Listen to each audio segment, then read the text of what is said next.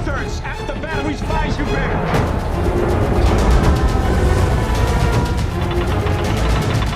All mounts, hold for control. West Ridge, all mounts, hold for control. Fire as they bear.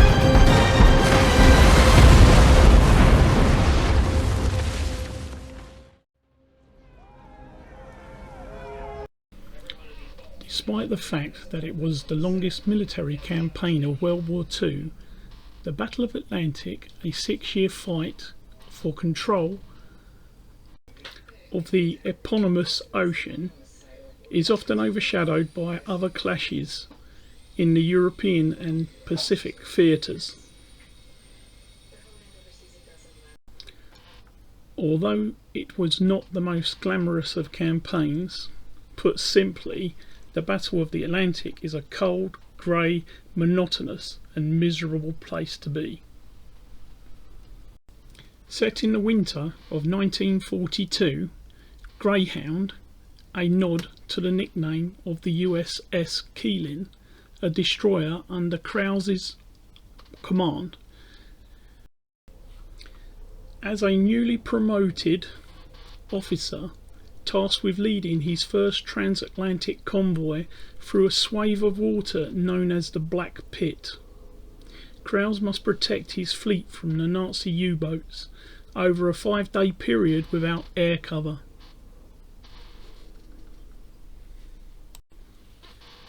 The captain ultimately battles not only a military enemy but his own personal demons and self-doubt. "What you said yesterday got us to today," a crew member tells Krause in the trailer. "It's not enough," the captain replies. "Not nearly enough." Britain depended on vital supplies from North America and the Empire in the Second World War. These had to be transported in merchant ships across the Atlantic Ocean, where they could be attacked by German submarines, U-boats and warships. To combat this threat, the merchant ships were grouped into convoys, escorted by warships and, if possible, aircraft. The Atlantic convoy sailed on the 2nd of September 1939. At first, merchant ships were lost. The fall of France in June 1940 gave the U-boats bases on the Atlantic coast. The U-boat production increased during 1941, giving the Germans enough submarines to deploy groups or wolf packs. Winston Churchill coined the phrase "the Battle of the Atlantic" on the 6th of March 1941, deliberately echoing the Battle of Britain to emphasise its importance. In May 1941, the loss of the German battleship Bismarck ended surface raids, and the Allies extended the convoy system right across the Atlantic. Intelligence successes allowed the Allies to route convoys away from danger, and losses finally fell. The Atlantic covers over 100 million square kilometres. In such a vast space, finding a convoy was harder than finding a single ship, as there were few targets and attacking U-boats could be attacked by escorting warships. Convoys were formed into several columns of ships with up to 5 ships in each column, forming a big box of up to 60 ships. The wolf packs returned to the mid-Atlantic. A temporary Allied inability to read their signals meant that by the end of 1942, Allied shipping was in crisis. The introduction of aircraft carriers, very long-range aircraft and roving support groups of warships eventually defeated the U-boats at the end of May 1943. British Prime Minister Winston Churchill later wrote, "The only thing that really frightened me during the war was the U-boat peril. I was even more anxious about this battle than I had been about the glorious air fight called the Battle of Britain." Victory was achieved at a huge cost. Between 1939 and 1945, 3,500 Allied merchant ships totaling 14.5 million gross tons, 175 Allied warships were sunk, and some 72,200 Allied naval and merchant seamen died. Germany lost 783 U-boats and approximately 30,000 sailors killed. 3/4 of Germany's 40,000-man U-boat fleet. Losses to German surface fleet were also significant, with 4 battleships, 9 cruisers, 7 raiders and 27 destroyers sunk. Today's prestigious inspiration, a hair's breadth, from the movie Greyhound by Wei Li,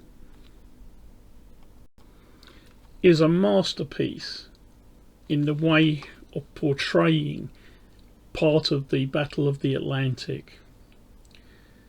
This is a ship that is turning as quickly as possible to avoid getting hit by 2 different torpedoes heading at 2 different angles. The way in which Wei Li has portrayed this particular image of what is essentially a Hollywood film, although it was deep rooted in the way that it was done, and to be true and honest towards the Battle of the Atlantic.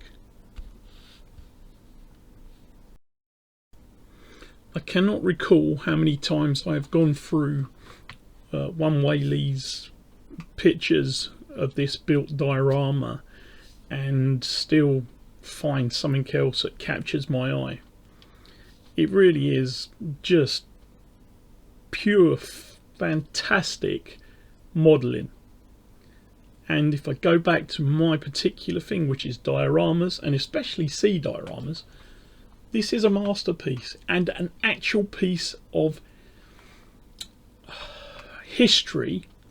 Although taken from a film, this is what the Allies had to face from that particular threat of the wolf pack, the German U-boats.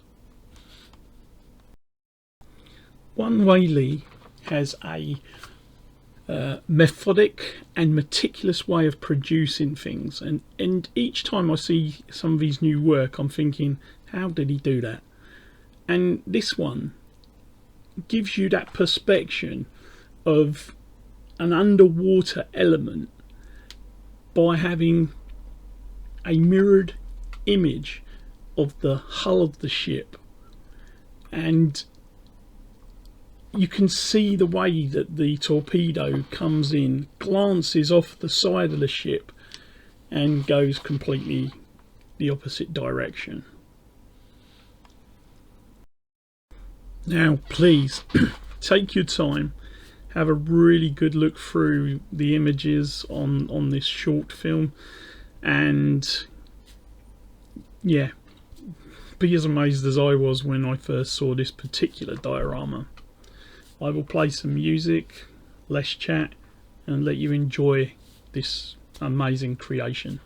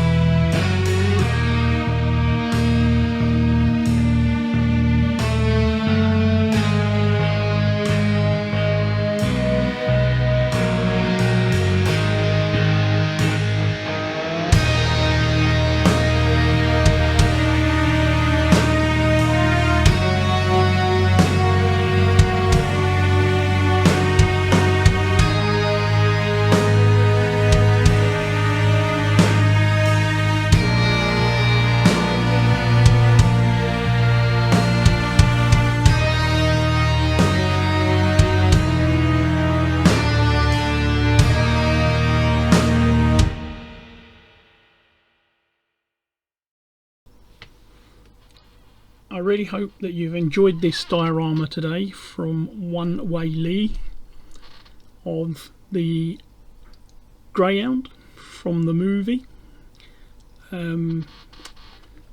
This is based actually not just on the movie but the Battle for Atlantic. The movie had a very deep-seated root following the actions in the Battle of the Atlantic. Don't forget, if you did like it, please press the like button, smash the subscribe button to see many more videos.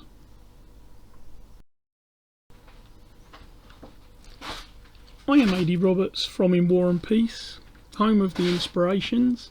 This has been today's inspiration, the Greyhound, and don't forget, wherever you are, be safe, take care, much magic, and of course, happy modelling.